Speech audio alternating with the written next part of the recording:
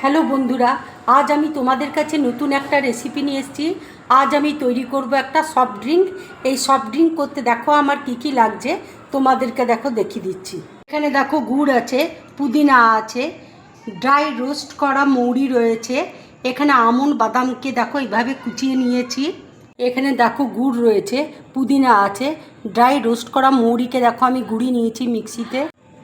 এখানে দেখো আমন্ড বাদামকে এভাবে কেটে নিয়েছি। এখানে আদা আছে, এখানে দেখো দই রয়েছে, বরফের দেখো কিউব রয়েছে। এবার দেখো মিক্সির মধ্যে আমি বরফ দিয়ে দিচ্ছি, দই দিয়ে দিচ্ছি, গুড় দেখো দিয়ে দিচ্ছি, আদা দিয়ে দিচ্ছি, পুদিনা দেখো দিয়ে দিচ্ছি,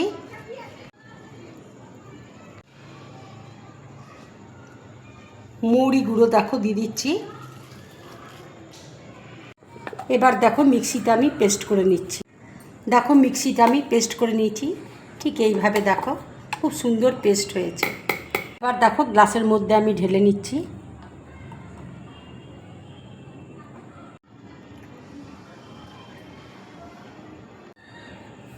এবার দেখো উপরে একটু দই দিয়ে দিচ্ছি।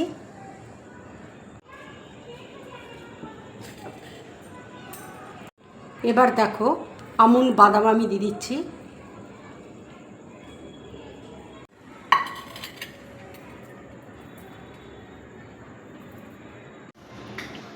এবার দেখো পুদিনা পাতা দিয়ে দিচ্ছি। সফট ড্রিঙ্ক দেখো আমার পুরোপুরি রেডি হয়ে গেছে।